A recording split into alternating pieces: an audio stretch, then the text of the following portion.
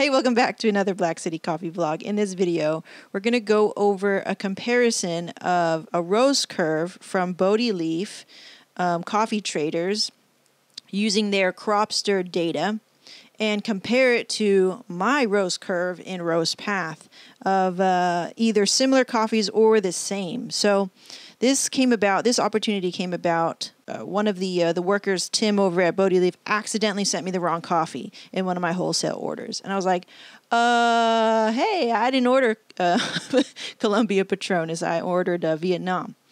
And from there, it sparked a really cool, just little quick conversation. Shout out to him again for coming to the house and delivering the coffee himself. So that was really awesome. But we got to talking, and I was like, he kind of opened the door. I didn't know. I'm not a very talkative person outside of making content. But he opened the door and said, hey, so what are you doing in there? Who are you? What are you doing? Why am I delivering all this coffee to you? And I'm like, yeah, well, we just, roast in the garage, and we have a small little thing here, and we're trying to get started. We have a little startup here. And I was asking, well, my biggest concern is my coffee good? Is there any way that I could see what's going on, how Bodhi does it? Can I see your roast curves or anything like that? And he was like, yeah, we could share our profiles with you. I was like, that would be amazing. So I wanted to show you guys the profiles, and I'll pull up Honduras because I just roasted Honduras, and we're going to compare their Honduras roast curve to mine. And we're going to see how far I'm off. Okay. Or if I get close. This has been really eye-opening for me, but it's really hard to make a comparison as well because I think the differences of machines is different too. So what I know from my machine is that even though it says 442 charge, I actually don't charge by this number, so I don't know why this number is so off compared to the PID number that I see on the machine.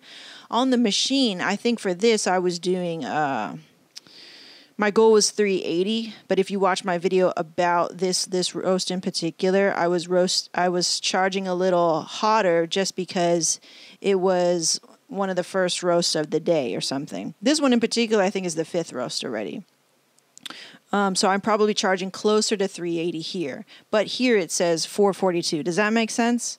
I don't know if you guys are coming across the same thing in your roasting. So when I look at their charge temperature at 425 and this is 442, I'm thinking, because I don't see their real notes, that this could be off. Because this was the same in my hot top as well when I was using Artisan. Or even when I was using Artisan with my Blkcity roaster and I wasn't on RoastPath yet, there was this discrepancy of hey, charge by your PID, not by this number here. Don't take this number for what it is, which I always want to ask about it and then I always forget. So, okay. So we're just that's just a note, okay? All right, so let's go through the rest of the things here. And I love how this is Cropster. This is RoastPath. There's a lot more information on Cropster, which is, I think, when you're learning or when you're trying to create profiles and consistency, more information is better. Okay, so they even go start to turning point and then turning point to color change. They call green to yellow called color change. So this is the terminology that they're using here. So if you're looking at this and just trying to break down the info for yourself, and then color change to first crack. So they're making a lot more events, making note of more events than they are here on this end. This seems very sort of not in a negative way, but basic. Okay. So another thing that I see that's a big difference between my profile and theirs is that they're dropping their coffee a lot hotter. And they're developing their coffee pretty similar to mine. So this is 24.3%. Mine's, according to this, software, is 26%. So I'm dropping 3 minutes post crack. And temperature. And this is also to say too, I've heard this so many times. You can look at the data.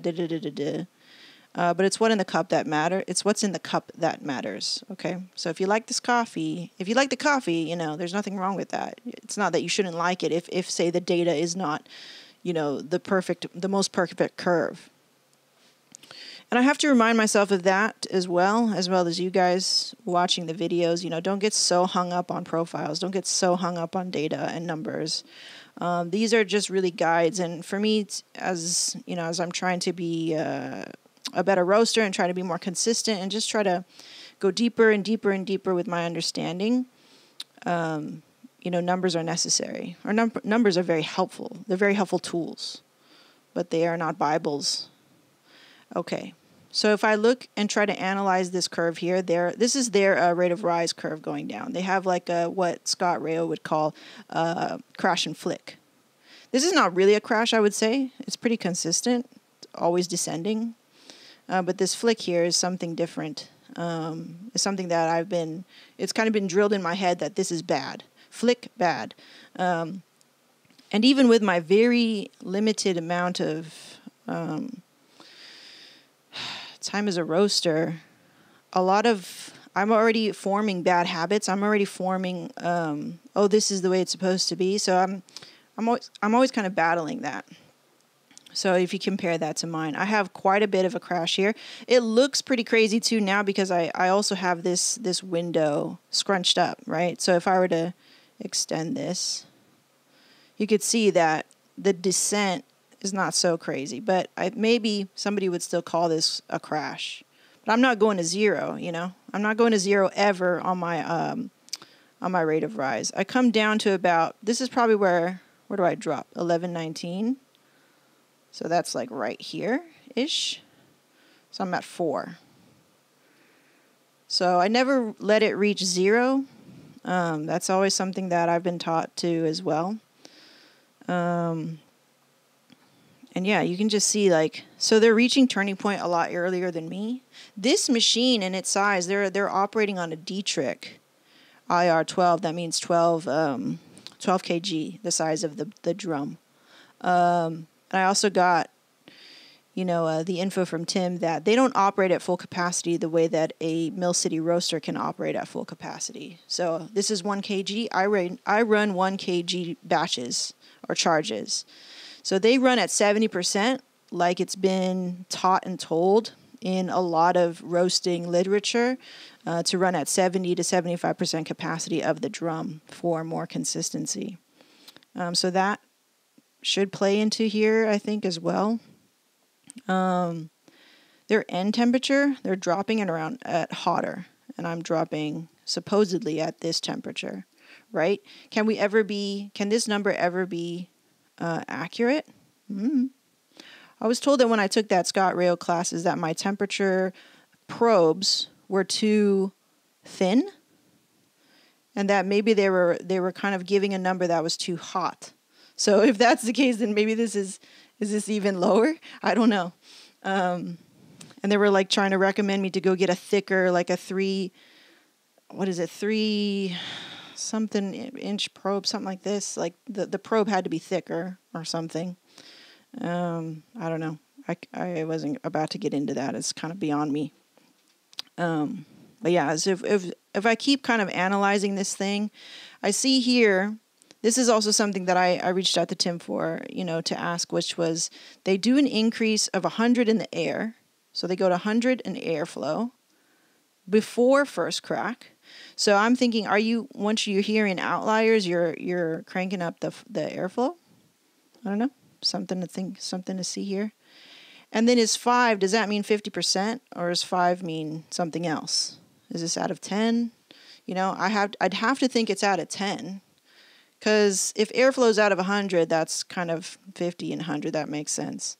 But maybe this gas air, or is it KPA? Is this 3 KPA? I don't know. So I wanted to ask and clarify with that on him, and I'll probably get back to you guys on what that is. But this is really very interesting. It's a lot of information for me to kind of go through, but this was really insightful.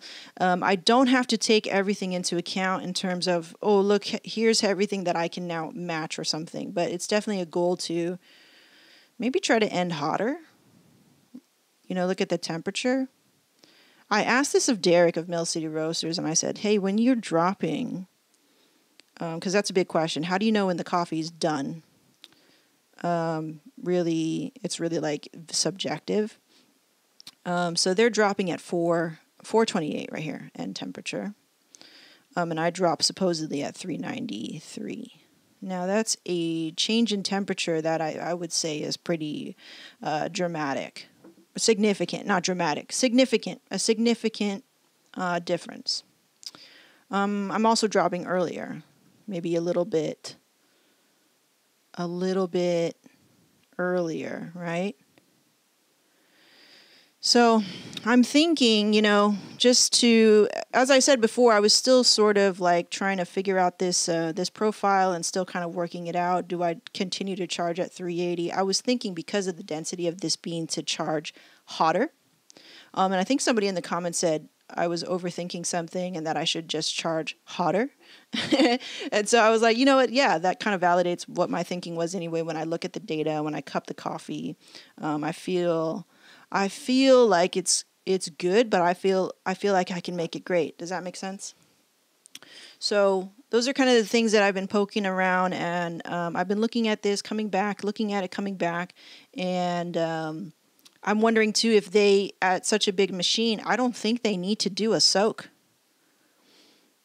I'm not sure. I learned this a long time ago too, where, the 1 kg machine definitely benefits from the soak, the 1 minute soak where there's no heat. And maybe this is just my own, like not being able to read this, but not having something entered in gas here before turning point. Maybe they are doing a soak. But I would have to sit down with Tim and just like go one by one with him. But I really don't want to do that. I feel like I'd be bothering him. So maybe I just make a video about it, and maybe some of you guys can help me out and work out some of these numbers here. But so far, it doesn't look terrible. Some things, just kind of validated for me that I want to, with this coffee, charge at 400, not 380.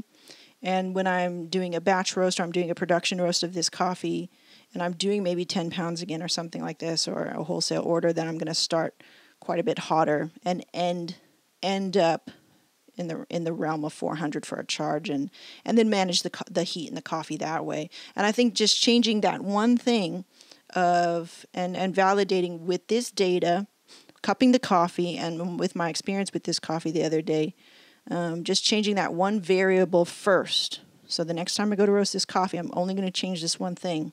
Cup it again and see what's up and look at the data and all that stuff. Because I don't want to change too many variables, or I won't know what's influencing the cup, in a negative or positive way. So you always want to try to change one variable at a time. And then check that off your list and then move on to the next thing. Okay. Yeah. So that's just something I wanted to share. I have Tim graciously shared other profiles with me for the some Brazil one, and then some like Democratic Republic of the Congo. This coffee is a really expensive coffee right now. So I don't have this coffee, but I have a Tanzania in the roastery that I am going to be very excited to roast. So I'll be looking at this profile as well. But this was super helpful. And I hope it was helpful for you to kind of like just get another idea of how a roaster looks at coffee, or how you can kind of approach coffees that are new, or just give you another layer of understanding of what's going on with your roasting in your machine and whatever system that you have going on over there. Okay? Alrighty, that's it. See you next time. Bye.